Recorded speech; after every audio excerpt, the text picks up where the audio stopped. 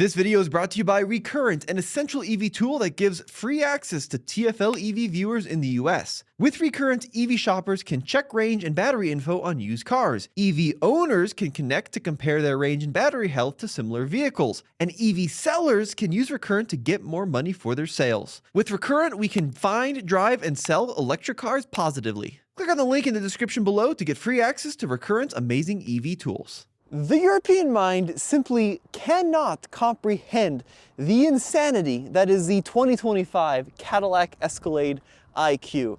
The Escalade IQ is 224 inches long. I'll font that in centimeters here. That is larger than some European cities.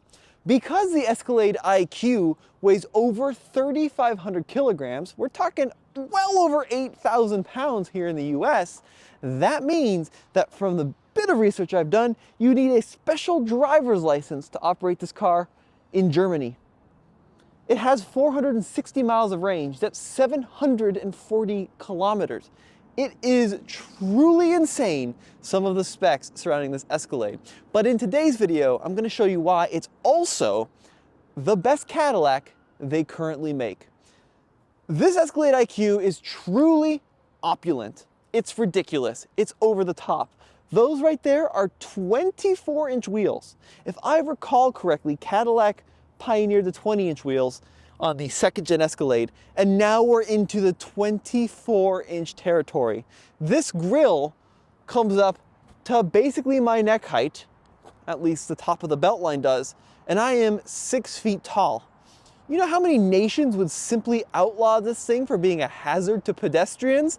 It is ridiculous, and I positively love it because this is what a Cadillac should be. It should be over the top. It should be a little bit of a middle finger to the EU, if you ask me, because for so long, Cadillac spent so much time and energy with vehicles like the Catera and the CTS chasing the Germans when they should have been chasing fat Americans in Kentucky, because this is what we want.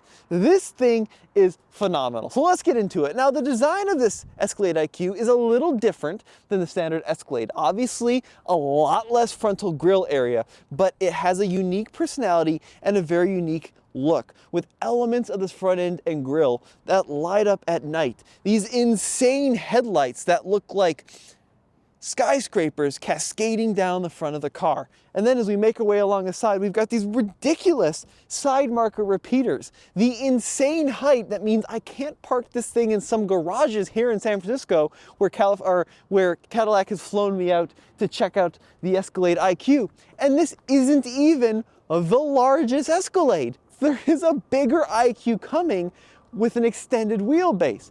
Now this number right here, 1,000 horsepower, right? No. 1,000 pound-feet of torque, right? No. It's 1,000 Newton meters rounded, which is a stupid number. I just went on about how this car is all American. Folks, why are we using Newton meters rounded? Who knows what the heck that means? So that's my one miss on this car.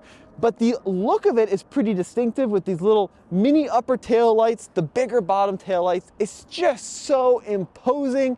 It's mean. It says get out of my way. And I absolutely love it for that. And that's before you've seen some of the ridiculous features. Coming over to the front of this Escalade here, Cole, this front trunk is absurd. And it's not the width that's absurd. That looks pretty normal. It's the length. It's like a little bowling alley in there. I'm gonna do something which is gonna look kind of goofy, but watch this. At 6 feet tall, I can pretty comfortably lay down. Now my feet do stick out quite a bit, but considering how relatively tall I am, that's unreal. The amount of space in the front trunk of this Escalade is bigger than some tiny hatchbacks that they sell overseas. And wait, and I do mean wait until you see this interior. Now accessing the interior of the Escalade IQ isn't like a normal car. All you do is push the button on the door and the doors glide themselves open. And when you go to hop in, no need to close the door, just put your foot on the brake and the door will close automatically and the SUV comes into life. If I want to open the door, I can just pull up on the door handle. It'll glide itself open. And say I want to open the rear door for royalty, just do that and it will slide open automatically. That's pretty crazy. I'm gonna close all 4 doors here. There you go, Cole. Doors coming shut. And let's talk about this interior. So the main focal point of this interior is this 55-inch screen, which extends basically from the far left of the car all the way to the far right. It controls pretty much everything, and it has a passenger screen for folks on this side that want to watch YouTube, Hulu, browse the web, for example, and you can connect headphones so you're not disturbing the driver. Now, this is a little over the top, as is most of the car, and I'm not sure how much the passenger screen actually adds to the experience, especially when everybody has a phone and a tablet anyways, but it definitely is a little bit better integrated, in my opinion, than some of the stuff that Lincoln is up to. I do like having that one wide continuous screen. And then there's another screen down here in the middle, which controls climate control for the first row, you know, dual zone, control the fans, whatever. For the second row, dual zone, control the fans, whatever. And even for the freaking third row, it has a third row climate system, which is separate from the front two. We can control where the air flows, both front, middle, and back. We also have our seat controls here with our massage settings, tons and tons of massage settings. Here, I can turn the car a little so we get perhaps a little bit less glare. Yep, I think that's gonna be a little better. Yeah, so we got our driver and passenger massage. We also have some positioning adjustments here where you can get everything fully dialed in, which is pretty cool. And then, of course, this is very much needed. We have the shortcut to the camera system, which is essential in a vehicle this large. You got overhead cameras, you've got reverse cameras, you even have little side view cameras, which is all kind of clever. I think that's to help you back up as well. So the tech in this car is pretty good. I really like how they have actual route planning. So if 460 miles of range is not going to get you to the route that you need to go to, you can follow, you type down here, let's check out our home base of Boulder, Colorado. You can follow the onboard route planning, and it will not only tell you how long it'll take, but it will tell you where to stop. And the wild thing is, from here in San Francisco, we can pretty much make it to the Nevada border with just 67% battery before we need to stop. 5 charging stops in all to go all the way back to Boulder, Colorado. It'll also tell you how long to stop. So pretty good stuff that they're finally including in this vehicle. Now, beyond that, I do think it's a pretty big miss. You can't get Apple CarPlay in this Escalade IQ. You can in the gasoline GM products, but not the EV ones. It's such a silly thing because people love Apple CarPlay. It's objectively the best way to interact with the car, and the fact you can't is just ridiculous. Other things to worth note in here, it does have Super Cruise, so it's got the full hands-off system when you're driving along on the highway on pre-mapped roads. It does have kind of an interesting little wood veneer. Lots and lots and lots of different options on the interiors of these Escalade IQs. They start at $127. You can get them well over $150,000, and the IQL is going to be even more expensive. But the quality materials and the fit and finish in here feels very good, and I love this. It's got 2 wireless chargers for driver and passenger, and I'm not really sure what this little guy does, but you can retract the center portion of the cup holder for whatever reason, if you want to hold pencils or something. Center console is, of course, huge. You're going to find some USB-C ports in there, along with your HDMI for the passenger screen. And then we have this enormous panoramic sunroof that extends all the way toward the back of the vehicle. And you might notice the AKG speakers up here in the headrest. They're on the A-pillars. They're in the dashboard. And I also have these really cool, here I'm going to open your door, Cole. They also have these really cool, oh gosh, you might have to do it. I've lost the system. There you go. The speaker grates are these kind of nice stainless steel on the doors, which look fantastic. So lots of neat stuff inside this Escalade IQ. And let's check out the rear seat. See if that's as opulent as it should be in an executive vehicle. So of course, we've got entertainment screens here, but we also have another screen down here for your climate control, and also for your entry and exit with heated rear seats. And it wouldn't be a Cadillac without cup holders in the back. And then, let me go ahead and check out this third row. I'm gonna move this little parcel shelf out of the way. This is an actual 7-seater, so if you do have a family, it is possible to carry them in comfort and it is shockingly comfortable back here. A lot of third rows, even in big SUVs, can be pretty tight. This one, my knees are definitely touching, but I got plenty of headroom, and I would be more than happy back here for even a couple-hour road trip. And then let's go ahead and check out the trunk too before we get this beast on the road. It's also cool too, you can kind of close the door just a little. So this trunk situation, there you go, tap the Cadillac emblem. I always forget that. That's gonna glide open. And then we do have power fold, so you can put the seats down, and it is positively enormous back here. Although I will say, if you are looking for a 7-passenger to go on an extended road trip with, not a ton of space. I can't believe I'm saying this, but you may want to hold out for the long wheelbase version if you are planning on big trips with the whole fam. But let's do this, Cole. Let's hop on in and see what this vehicle is like to drive. Now, Cadillacs of late have driven pretty well.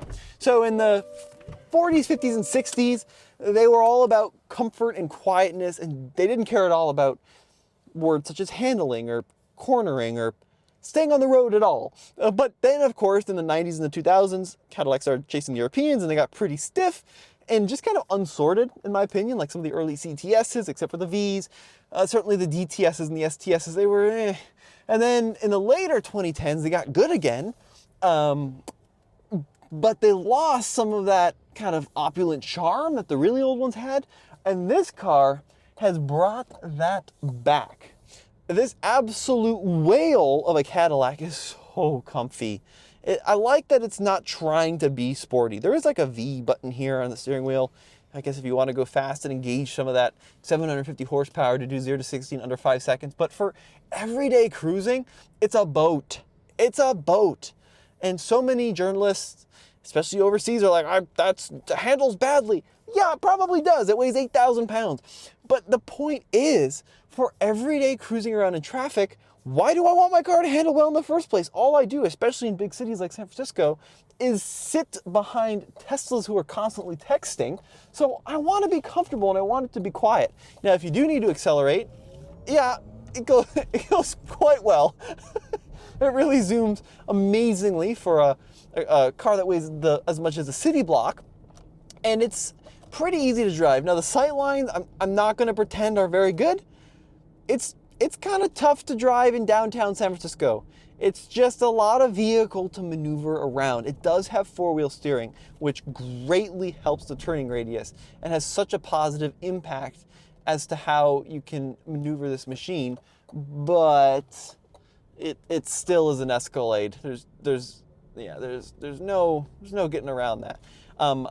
It's nice to drive though, right? It's uber luxurious, and it's exactly what I would expect out of a Cadillac. And it feels different than some of these other full-size SUVs that GM offers, like the Hummer, right? The Hummer EV SUV is also a big, comfy, and oh, that Tesla just had an accident. Did you see that, Cole? I don't think he meant to just he didn't just like tap that curb, he just drove into the curb. Anyways, it feels different than the Hummer EV, which is a little bit of a surprise to me because, you know, they're both 200 kilowatt hour plus, they both have high horsepower, they're both on this big full-size GM platform, but this is a lot more comfortable. It's a lot more refined. It doesn't have the panels on the roof, so it doesn't make all the noise as you drive along on the highway. It's a really nice place to be. I don't think I love this 55-inch screen. It's just a little bit too much. And now we're in an age, right, where screens aren't really luxurious anymore. What I mean by that is if you look at like the watch world, mechanical timepieces are back in a big way. We're also seeing that with like some really high-end cars like the Bugatti Tourbillon. So I kind of wish that they would go back to like maybe some finely crafted mechanical gauges or maybe a Bulgari clock like they had on some of the older Escalades. But it is definitely a comfortable, refined place to spend time. Man, I just don't like driving in San Francisco. We've been at this light now for approximately 26 years. There's no cars around. What is happening here? This is a penalty I make for trying to do this in one take. We have a Waymo behind us too. There we go. All right, back on the road. Now, the interesting thing is, despite the fact that we have 24-inch wheels, the tire is big enough on this machine where it doesn't actually feel that rough, which is a pretty amazing thing to accomplish with 24s and a really low profile tire. But as a whole, I think this car is awesome. Would I get it over the gas one? Definitely get it over the standard gas one, because I think it's the electric powertrain, the silent and smoothness of it is better suited to the Cadillac experience. I don't know if I would get it over the Escalade V though, because that's such an absurd over-the-top experience. It's a little bit more exciting than this, also well over 130 grand.